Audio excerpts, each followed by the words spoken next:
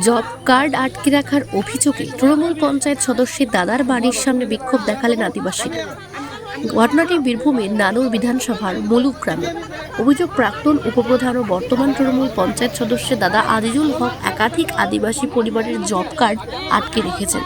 এই অভিযোগে ক্ষুব্ধ গ্রামবাসীরা আজিজুল হকের বাড়ির সামনে বিক্ষোভে সামিল হন। তাকে ঘিরে জব কার্ডের বিষয়ে প্রশ্ন তোলেন। বিক্ষোভকারীদের দাবি, দীর্ঘদিন ধরে তাদের জব কার্ড আটকে রাখা হয়েছে। যদিও অভিযোগের মুখে আজিজুল হক স্বীকার করেন যে তার কাছে কিছু জব কার্ড রয়েছে, তবে সংখ্যায় খুবই কম বলে দাবি করেন তিনি। বিক্ষোভের জেরে পরিস্থিতি উত্তপ্ত হয়ে উঠলে তিনি গাড়ি নিয়ে সেখান থেকে চলে যান। ঘটনাকে কেন্দ্র করে এলাকায় চাঞ্চল্যের সৃষ্টি হয়েছে। কিন্তু আমি লেখাপড়া জানি না, আমি কিছু না, আমি সাধারণ মানুষ, আমি খেটে করে খাই। এই জিনিসটা আমাদেরকে দেয় নাই বলে এই দুবিধানটা আমরা করছি। আপনার নাম? আমার নাম লক্ষ্মীরাম সরেন, বাড়ি মুনিগুনি ডাঙা, পোস্ট মুলুক, থানা বোলপুর, জেলা বীরভূম, পঞ্চায়েত সিয়ান।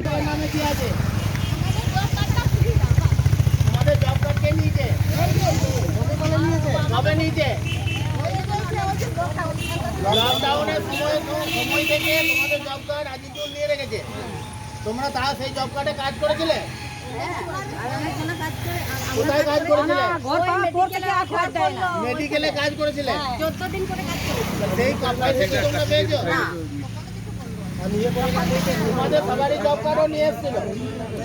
সেই জব কার্ড তোমরা কেউ ফেরত পাওনি এবং কাজ করেছো সেই টাকাও পাওনি। তোমরা সবাই আদিবাসী সম্প্রদায়ের মহিলা। এই অভিযোগ তোর নামে আছে। আমি বলি, আমি আমার ছেলের কিনে করার ব্যাপারটা না, ব্যাপারটা হচ্ছে যে এত বড় পাড়ার প্রতিটা মহিলা এরা তোর নামে অভিযোগ করছে। এদের অভিযোগের নিশ্চয় কোনো সত্যতা আছে, বলে এরা বিনা কারণে তোর নামে অভিযোগ করবে। জব কার্ড ফেরত দিতে হবে। এই জব কার্ড এবং এদের টাকা, জব কার্ড এবং এদের টাকা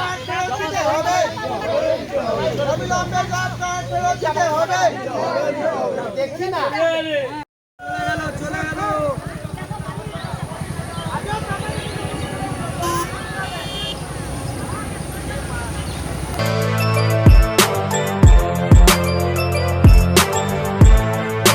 এখন অনেক বড় শ্রী লেদার্স, হাওড়া ময়দান।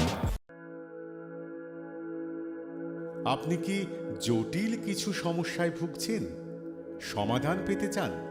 যোগাযোগ করুন প্রখ্যাত জ্যোতিষ ও তান্ত্রিক মনসারাম ভট্টাচার্যের কন্যা মনসা কন্যার সাথে। প্রখ্যাত জ্যোতিষ ও তান্ত্রিক মনসা কন্যা হাওড়া জানবাড়ি ও হাতিবাগানের নিজস্ব মন্দিরেও বসেন। যোগাযোগ 9830106967 আর 9239655323।